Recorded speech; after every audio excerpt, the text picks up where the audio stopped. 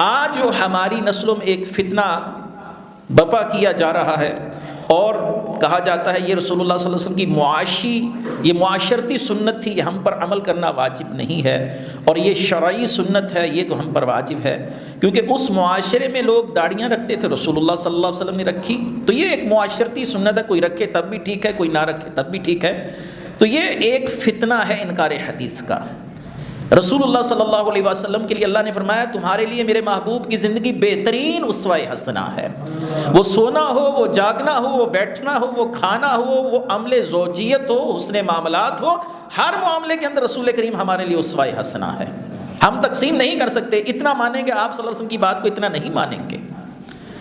اگر ان تقسیم کار کو دیکھا جائے تو ظاہری سی بات ہے اس دور میں جو کھانا کھایا جاتا تھا وہ بھی معاشرتی طریق پر کھایا جاتا تھا، اس زمانے کا ایک رجحان تھا یہ والا کھانا کھایا جائے گا۔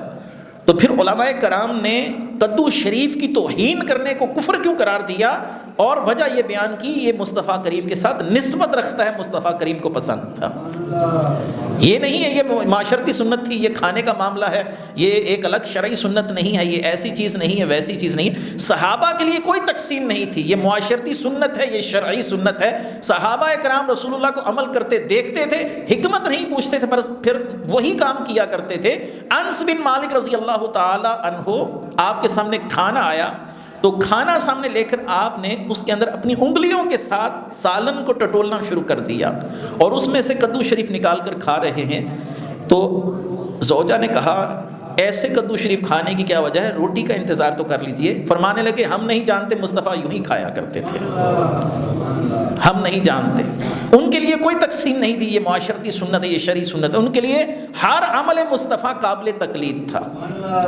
یہ جو امت کو آدھے سے آدھا دین صاف کیا جا رہا ہے، ایسا نہیں کرنا چاہیے، ایسا کرنا چاہیے، یہ سنتیں ہیں اور یہ نہیں پڑھنی چاہیے جو فرض ہیں۔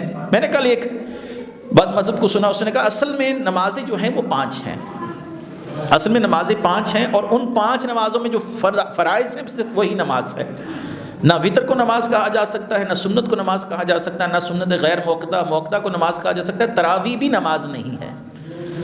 اس نے کہا یہ تو ایک نفل نماز تھی، رسول اللہ صلی اللہ علیہ وسلم پڑھتے تھے، امت کے لیے یہ واجب نہیں، رسول اللہ کے لیے واجب تھی۔ اب اس نے یہ فتنے کا دروازہ کیوں کر کھولا؟